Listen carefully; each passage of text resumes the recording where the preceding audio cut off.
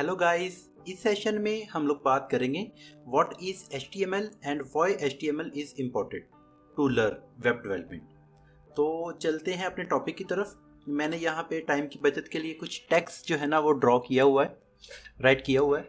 But before explain this text मैं आपको कुछ चीज़ें जो है ना वो थ्रू द ब्राउज़र दिखाना चाहूँगा। जैसे कि ये भी एक वेब पेज ही है, तो हम लोग यहाँ पे आ जाते हैं। जैसे ये यहाँ पे मैंने कीवर्ड सर्च किया लर्न HTML, या फिर यहाँ पे हम लोग एक और वेबसाइट ओपन कर लेते हैं लाइक थ्रिव ग्लोबल। ओके, तो मैं आपको व्हाट इज़ HTML एक्सप्लेन करने से पहले कुछ चीज़ें दिखाना चाहूँगा। जैसे कि देखें, मैंने जैसे ही वेबसाइट का किसी भी वेबसाइट का यहाँ पे एड्रेस लिखा अपने एड्रेस बार में, तो वो वेबसाइट मेरे पास यहाँ पे ओपन हो चुकी है। ठीक है, जैसे ये देखें ये ओपन हो गई है। ओके, अब देखें यहाँ पे बहुत सारा कंटेंट है। मींस के ये टाइटल आ रहा है, ये एक डिस्क्रिप्शन है, ये कुछ बटन्स बने हुए हैं, ये कुछ बैकग्राउंड इमेज इन्होंने सेट किया हुआ है। इस तरह से कुछ उनके ये कंपनीज के लोगो आ रहे हैं। इसी तरह से ये कुछ उनका पोर्टफोलियो है। इसी तरह से फिर ये टाइटल है, ये एक पैराग्राफ है। तो ये सारा कंटेंट है। देखें ज़रा सोचें कि जब भी हम लोग कोई चीज़ कहीं से शिफ्ट करते हैं किसी दूसरी जगह पे, किसी भी जगह की हम लोग चीज़ प्लेस जो है ना वो चेंज करते हैं। लाइक अगर हम लोग बाज़ार जाते हैं शॉपिंग करने के लिए, तो शॉपिंग करने के लिए भी हम लोग प्लास्टिक बैग यूज़ करते हैं जिसमें हम लोग अपना जो शॉप करके लेके आते हैं सामान। इसी तरह से फिर बहुत सारी चीज़ें जो है ना वो हम लोग अपने ड्रेसेस के लिए अगर हमने कहीं पे कैरी करना है तो हम लोग बैग्स यूज़ करते हैं। और अगर हमारे पास कुछ स्पोर्ट्स के कुछ चीज़ें हैं लाइक बैट है, बॉल्स हैं या फिर फुटबॉल्स वगैरह हैं, तो उन्हें कैरी करने के लिए भी हमारे पास जो है ना वो उससे रिलेटेड एक बैग होती है।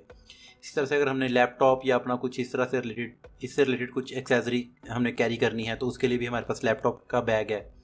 इस तरह से हमारी जो पॉकेट की चीज़ें होती हैं, इवन के हमारे जो कार्ड्स होते हैं, क्रेडिट कार्ड होते हैं, या फिर हमारी जो पॉकेट मनी वगैरह होती है उसके लिए भी हम लोग जो है ना वो वॉलेट यूज़ करते हैं।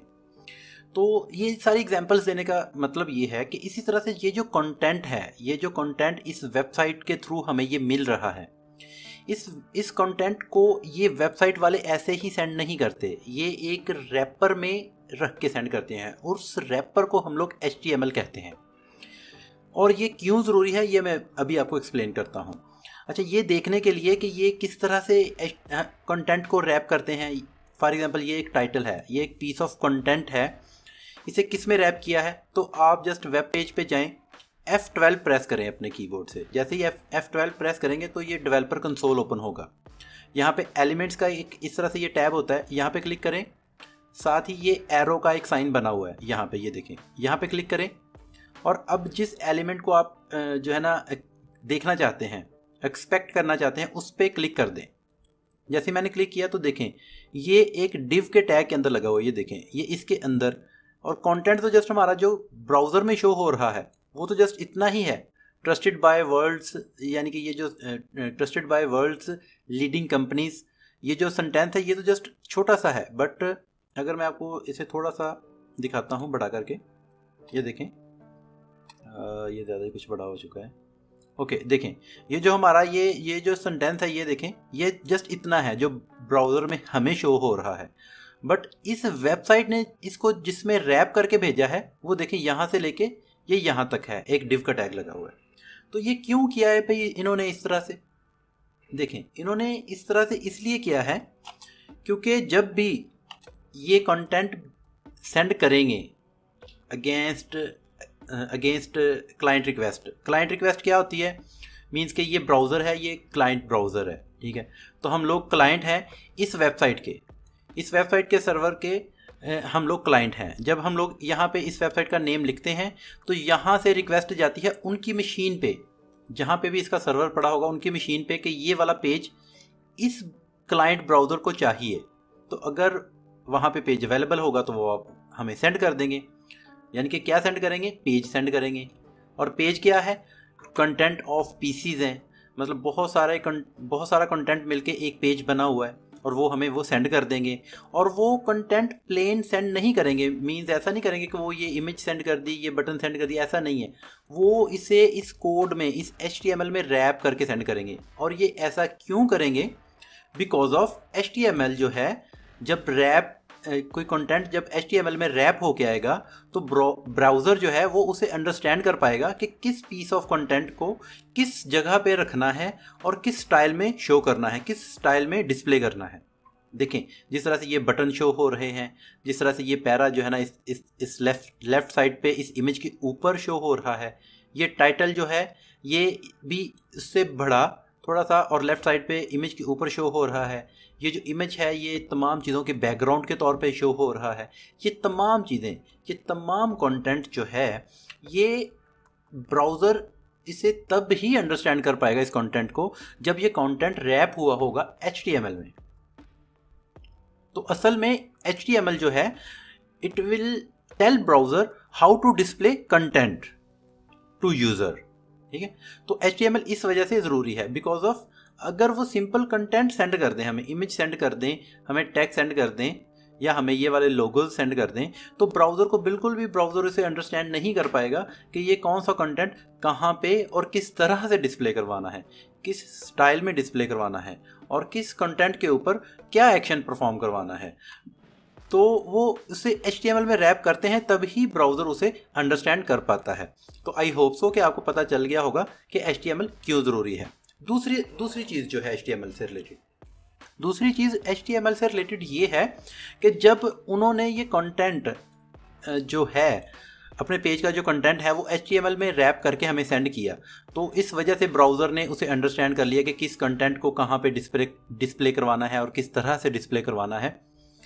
सेकेंड चीज़ ये होती है कि ब्राउज़र उसी के साथ साथ ये भी अंडरस्टैंड कर पाता है कि कौन सा कंटेंट जो है वो इंटरेक्टेबल है, कि यूज़र की जो इंटरेक्शन है किसी कौन, जैसे ये बटन है, इन बटन्स पे मैं जब कोई क्लिक करूँगा तो उसके अकॉर्डिंग एक एक्शन परफॉर्म होगा। तो ये जो कंटेंट के अगेंस्ट जो एक्शन परफॉर्म होगा वो भी with the help of HTML ही होगा और ये HTML में रैप किया हुआ है। इसी वजह से सर्वर जो है इसको ट्रैक कर पाएगा, इस इंटरेक्शन को, यूज़र की इंटरेक्शन को सर्वर जो है वो ट्रैक कर पाएगा because of this content is wrapped into HTML।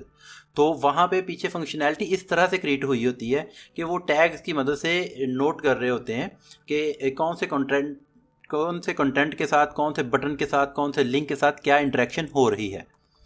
तो अगर ये सिंपल टैग्स के अंदर इनको रैप नहीं किया होगा तो it will be very tough to track user interaction and it will be very tough to display content according to our need and our understanding.